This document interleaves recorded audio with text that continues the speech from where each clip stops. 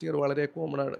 അപ്പോൾ അവർക്കൊക്കെ ആണെങ്കിൽ മെനിസ്കസ് ടിയർ ഒരു 90% അത് കുറച്ച് റെസ്റ്റിലും കുറച്ച് ആക്ടിവിറ്റി മോഡിഫിക്കേഷനിലും തന്നെ ക്യൂറായിട്ട് വരുന്നതാണ്.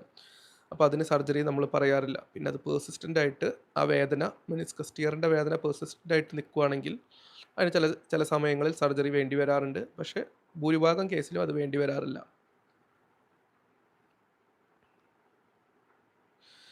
Is there any remedy to get rid of knock knee after 45 years?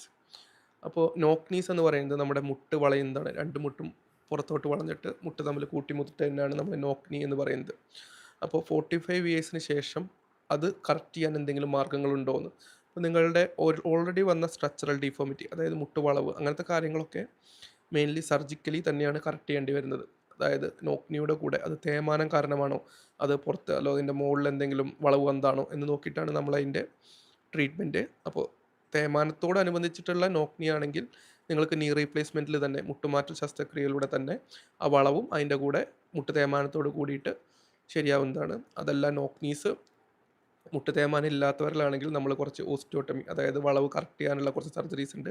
അത് ചെയ്തിട്ട് അത് കറക്റ്റ് ചെയ്യാവുന്നതാണ്. അത് കറക്റ്റ് ആവുന്നതാണ്. അനഘ താങ്ക് യു പറഞ്ഞിട്ടുണ്ട്. Most welcome Anagha. സന്ധ്യ ഷെനോയ്